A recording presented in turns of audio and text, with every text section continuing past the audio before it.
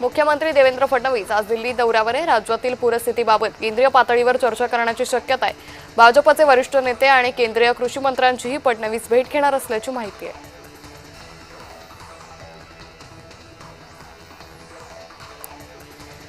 छत्रपती संभाजीनगर जिल्ह्यातील पैठण तालुक्यात झालेल्या अतिवृष्टीमुळे शेतकऱ्यांचं मोठं नुकसान झालंय। पैठणच्या अंतरवाली इथं संजय खाडे या शेतकऱ्यानं उद्धव ठाकरेंकडे व्यथा मांडली आहे।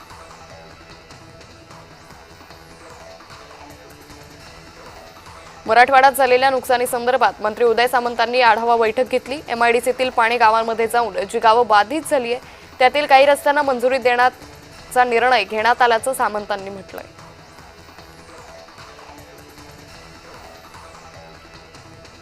अतिवृष्टीमुळे हिंगोली जिल्ह्यातील शेतकऱ्यांचं मोठं नुकसान झालंय। त्यामुळे 30%, 40% नव्हे तर शेतकऱ्यांना 100% मदत झाली पाहिजे। ओला दुष्काळ जाहीर झाला पाहिजे अशी मागणी आमदार संतोष बांगर यांनी केली आहे। मुख्यमंत्री उपमुख्यमंत्र्यांना भेटून 100% मदतीची मागणी केल्याचं बांगर म्हणाले।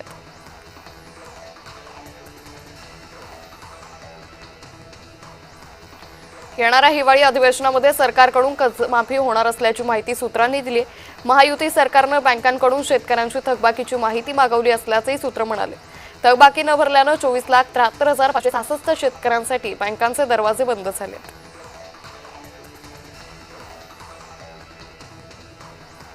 ठाकरेंच्या एअरपोर्ट कामगार सेनेला शिवसेनेनं दणका दिलाय। ऑल इंडिया एअरपोर्ट एव्हिएशन असोसिएशनचं मुंबई विमानतळाच्या टर्मिनल 2 वर कार्यालय उभारण्याचं काम सुरू आहे। उद्योग मंत्री उदय सामंत यांनी जपान दौऱ्यावरून येताच कार्यालयाची पाहणी केली।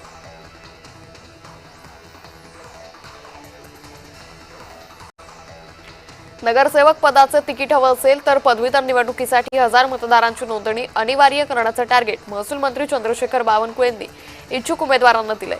पदवीधरचं गड परत मिळवण्यासाठी भाजपकडून निवडणुकीच्या 6 वर्षापूर्वीपासूनच जोरदार तयारी सुरू करण्यात आली आहे।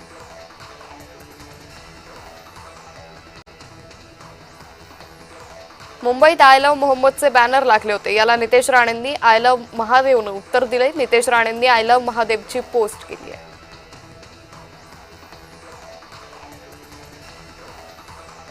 ठाकरे गटानं रत्नागिरीत गाव तिथं शाखा उपक्रम सुरू केलाय। माखजन मावळंगे इथं शाखेचं विनायक राऊतांच्या उपस्थितीत उद्घाटन झालं।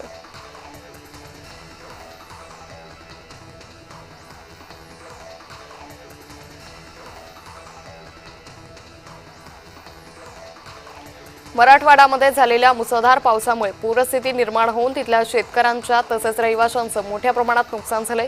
या पूरग्रस्तांच्या मदतीसाठी चिपळूणमध्ये मनसेनं मदत फेरी काढली।